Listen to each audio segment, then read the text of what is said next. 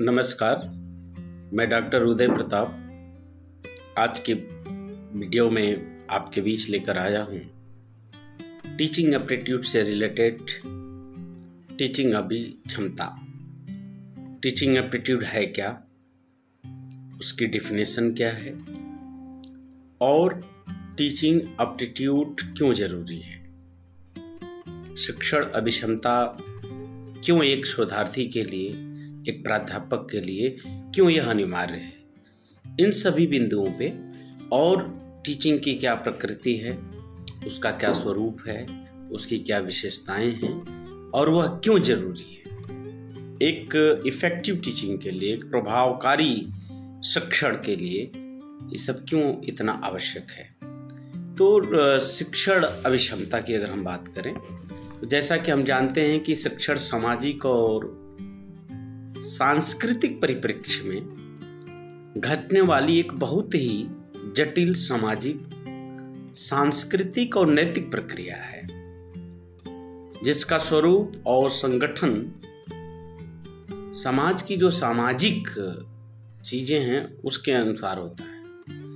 अंग्रेजी के शब्द टीचिंग शब्द का हिंदी पर्याय है शिक्षण। यह एक सामाजिक प्रक्रिया है, अतः प्रत्येक देश की शासन प्रणाली, सामाजिक दर्शन, सामाजिक परिप्रेक्ष्य या परिवेश, मूल्यों आदि का प्रभाव पड़ता है हमारी शिक्षण पद्धति पे, एजुकेशन पे, और जो भी टीचिंग विधियां हैं उस पे। तो अगर हम बात करें तो शिक्षण के अर्थ को 3 भागों में बांटा जा सकता है और सामान्यतः बांटा भी जाता है। एक तो है राजतंत्र में शिक्षण, एक है प्रजातंत्र में शिक्षण और हस्तक्षेप शासन व्यवस्था में शिक्षण। यह 3 तरह की शिक्षण पद्धतियां हैं और शिक्षण को लेकर के बहुत विद्वानों ने अपने अपने मत को हमारे सामने रखा है, जिसमें से मॉरिसन 1934 में वो कहते हैं कि शिक्षण वह प्रक्रिया है जिसमें अधिक विकसित व्यक्तित्व कम विकसित व्यक्तित्व के संपर्क में आता है। वह कम विकसित व्यक्तित्व की भावी शिक्षा हेतु विकसित व्यक्तित्व व्यवस्था करता है। लोकतंत्र में शिक्षण, एडमंड एमिडोन 1967 ईस्वी में विद्वान हुए, शिक्षाविद हुए। वो कहते हैं कि शिक्षण को अंतः प्रक्रिया रूपेण परिभाषित किया जाता है, जिसके अंतर्गत जो कक्षा का कथा कथन को सम्मिलित किया जाता है, जो शिक्षक छात्र के मध्य और जो क्लास और क्लासरूम है में संचालित होता है।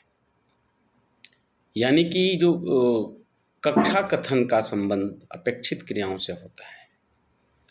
ये अपेक्षित क्रियाएं क्या हैं और क्लास और क्लासरूम में संचालित जो समस्त घटनाएं घटित होती हैं उन्हीं के बारे में, उसको प्रभावकारी और उसमें अस्थायित्व लाने के लिए, उस ज्ञान को संरक्षित करने और ठीक ढंग से छात्रों के बीच रखने हेतु किया जाता है। एन.एल. गेज जो 1962 ईस्वी में एक विद्वान हुए, उन्होंने शिक्षण के बारे में बताया कि शिक्षण प्रक्रियाओं पारस्परिक प्रभावों को सम्मिलित किया जाता है। शिक्षण प्रक्रियाओं में जो पारस्परिक प्रभाव है उसको सम्मिलित किया जाता है, जिससे में दूसरे के व्यवहारिक क्षमताओं के विकास का लक्ष्य होता है। अर्थात शिक्षण प्रक्रियाओं पारस्परिक प्रक्रियाओं को सम्मिलित किया जाता है, जिसमें दूसरे के व्यवहारिक क्षमताओं के विकास का लक्ष्य होता है। और हस्तक्षेप शिक्षण प्रणाली क्या है? ब्रूकर महोदय के अनुसार शिक्षण में ऐसी व्यवस्था अथवा परिवेश उत्पन्न किया जाता है कि जिनमें छात्रों के समक्ष कठिनाइयाँ व समस्याएं उत्पन्न की जाती हैं तथा छात्रों द्वारा इन समस्याओं के समाधान के लिए अधिक सक्रिय होकर कार्य करते हैं और विषय वस्तु को सीख लेते हैं। तो ये तो एक अहस्तक्षेप शिक्षण प्रणाली के बारे में ब्रूवेकर महोदय जी कहते हैं। अब शिक्षण की परिभाषा क्या है, डिफिनेशन ऑफ टीचिंग।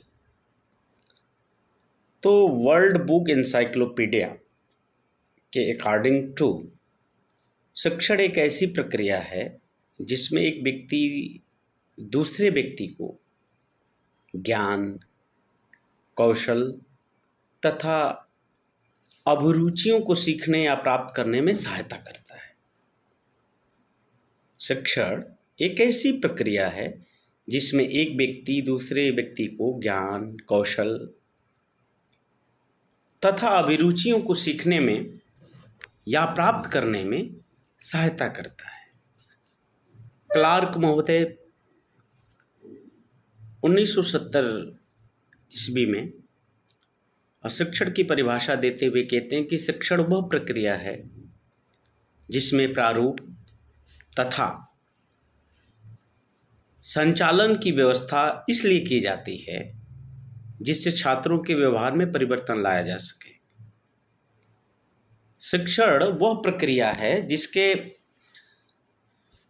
प्रारूप तथा संचालन की व्यवस्था इसलिए की जाती है कि जिससे छात्रों के व्यवहार में परिवर्तन लाया जा सके। और शिक्षण का उद्देश्य क्या है? तो छात्रों की सहायता करना जिससे वह उत्तम चिंतक व उत्तम कार्यकर्ता बन सके। उद्देश्य शिक्षण का यह है कि छात्रों की सहायता करना जिससे वे उत्तम चिंतक व उत्तम कार्यकर्ता बन सके। छात्रों की सहायता जिससे वे अपने अनुभूतियों प्रत्यक्षीकरण के समायोजन करते हुए वास्तविकता को जान सकें, वाह अनुभवों के साथ समन्वय कर सकें। जो बाहरी अनुभव हैं उनके साथ तब समन्वय कर सके। छात्रों को रचनात्मक कार्यों की योग्य बनाना टीचिंग का यह एक बड़ा उद्देश्य है। विद्यार्थियों को ऐसी सुविधा देना जिससे वह अपने अहम के परिपाक से सत्य संबंधी निर्णय ले सके। विद्यार्थियों को ऐसी सुविधा देना, उन्हें ऐसे ट्रेंड करना, उनकी ऐसी ट्रेनिंग करना, उन्हें इस तरीके से ज्ञान के अनुभव के माध्यम से वे स्वयं अपने अहम के परिपाक से सत्य संबंधी निर्णय ले सके। छात्रों को ज्ञान प्राप्त कराना, छात्रों में उत्सुकता जागृत करना, छात्रों को मार्गदर्शन करना, ये शिक्षण के कुछ बिंदु हैं और यही शिक्षण का उद्देश्य भी है। अब उत्तम शिक्षण की विशेषताएं, बढ़िया टीचिंग की क्या क्वालिटी है, बढ़िया टीचिंग कैसे हो सकती है, उसका क्या विशेषता है, उसके क्या इम्पोर्टेंस हैं, उसके बारे में। तो पहला है कि वांछनीय सूचना प्रदान की जाती है। व्यक्ति स्वयं सीखने के लिए प्रेरित होता है। अगर एक बेहतर उत्तम शिक्षण प्रणाली के साथ अगर हम बेहतर टीचिंग कर पाते हैं तो वांछनीय सूचना प्रदान की जाती है और व्यक्ति स्वयं अर्थात छात्र स्वयं सीखने के लिए प्रेरित होता है। उत्तम शिक्षण हेतु प्रभावशाली नियोजन, और उत्तम शिक्षण के लिए प्रभावशाली नियोजन छात्र क्रियाशील होते हैं, जनतंत्रीय लोकतंत्री आधारों पर आधारित, निर्देशात्मक होता है, पूर्व ज्ञान पर आधारित होता है। शिक्षक व छात्रों के बीच अंतः प्रक्रिया होती है।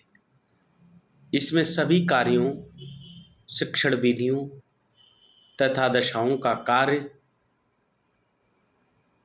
निदानात्मक व उपचारात्मक होता है। बालक की प्रसूत एवं प्रच्छन्न छिपी हुई योग्यताओं का विकास करना होता है या विकास करता है। शिक्षक, दार्शनिक, निर्देशक तथा मित्र की भांति अपना कर्तव्य निभाता है। छात्र शिक्षक संबंध मधुर होता है। अब अपने विषय के प्रति जिज्ञासु होना चाहिए, अनुशासित होना है, स्वाध्यायी और धैर्यवान होना है। टीचर के जो गुण हैं और छात्रों के ऊपर भी ये लागू होता है। एकाग्र होना है, परिश्रमी होना है, तार्किक दृष्टिकोण का होना है, मानसिक शारीरिक रूपेण स्वस्थ होना है, मृदुभाषी और मितभाषी जरूर होना चाहिए। तो सामाजिक गुण और कुछ व्यवसायिक गुण टीचर के होने चाहिए। जो क्वालिटी ऑफ टीचिंग के लिए एक टीचर के भीतर जो क्वालिटी होना चाहिए वो के ये बिंदु थे। और सामाजिक गुण क्या है? सद्गुणों से परिपूर्ण होना चाहिए। सामाजिक स्तर पे हमारे भीतर जो सद्गुण हैं, अच्छे गुण हैं, वो होना चाहिए। शिक्षण और छात्र, शिक्षक और शिक्षक यानी शिक्षक और छात्र के बीच में एक मधुर संबंध होना चाहिए। और टीचर के बीच जो आपके कलीग हैं उनके साथ भी आपके अच्छे संबंध होने चाहिए। आप और आपके कर्मचारियों के साथ भी आपके मधुर संबंध रहने चाहिए। आप हैं, आपके जो प्रबंधक हैं, आपके प्रिंसिपल हैं, आपके जो विभागाध्यक्ष हैं, उनके साथ भी आपके एक महत्वपूर्ण और एक मधुर और बढ़िया संबंध होना चाहिए। अगर ऐसा नहीं होता है तो वहाँ का परिवेश थोड़ा सा आपके लिए ठीक नहीं रहेगा और इसलिए आपकी टीचिंग प्रभावित भी हो सकती है और होती रहती है। व्यवसायिक गुण क्या है? व्यवसायिक गुण है कि जिस विषय के लिए आपकी नियुक्ति हुई है उस विषय का आपको ज्ञाता होना चाहिए। शिक्षण विधियों का ज्ञान होना चाहिए। जो शिक्षण विधियों का शिक्षण विधियों की जो पद्धतियां हैं, जो टीचिंग की टेक्निक हैं, जो टीचिंग करने के जो सारे एलिमेंट्स, वो सारे तरीके, वो आपको पता होना चाहिए और स्वाध्यायी होना चाहिए। एक शिक्षक को सेल्फ स्टडी में भी बिलीव करना चाहिए, वो उसे अध्ययन करते रहना चाहिए। और बाल मनोविज्ञान का क्या था? जब हम क्लास में हों तो बच्चों के ज्ञान के बारे में हमें जानकारी होनी चाहिए। यानी शिक्षक के जो मनोवैज्ञानिक कारक हैं वो भी अच्छे से होना चाहिए। जैसे चिंता है, घर परिवार की जिम्मेदारी है और कई विषय का ज्ञान नहीं है, फिर भी हम ऐसे ही चले आए हैं। तो इन सारी बातों को ध्यान में रखते हुए हमें क्लास में रहना चाहिए। तो आज की इस वीडियो में हमने क्या जाना? आज की इस वीडियो में हमने जाना कि शिक्षण की क्या परिभाषा है, टीचिंग एप्टीट्यूड है क्या, टीचिंग एप्टीट्यूड में जो शिक्षण है उसको 3 भागों में बांटा हमने। राजतंत्र में शिक्षण यानी ऑथोरेटिक टीचिंग और डेमोक्रेटिक टीचिंग, गणतंत्र या जनतंत्र या प्रजातंत्र शिक्षा, और एक हस्तक्षेप शासन व्यवस्था में शिक्षण, इसके बारे में जाना। और विभिन्न विद्वानों जैसे मॉरिसन, एडमंड एमिडोन, एनएल गेज से संबंधित हमने परिभाषाओं को भी देखा। टीचिंग की परिभाषा जो वर्ल्ड बुक एनसाइक्लोपीडिया, क्लार्क महोदय, और टीचिंग के उद्देश्यों को भी हमने इस वीडियो में जाना कि उसका उद्देश्य क्या है और टीचर का क्या गुण होने चाहिए और छात्रों के क्या गुण होने चाहिए, इस बिंदु पर हमने आज की इस अपनी छोटी सी वीडियो में जाना है। मुझे उम्मीद है यह छात्रों के लिए, या शोधार्थियों के लिए बहुत ही उपयोगी साबित होगा। आपने मुझे सुना तो प्रबुद्ध की पाठशाला में और वीडियो जानने के लिए आप हमारे इस YouTube चैनल को सब्सक्राइब करें और बेल आइकन दबाना न भूलें, ताकि आपको अगली वीडियो का नोटिफिकेशन मिलता रहे। आप सबका बहुत बहुत आभार और धन्यवाद।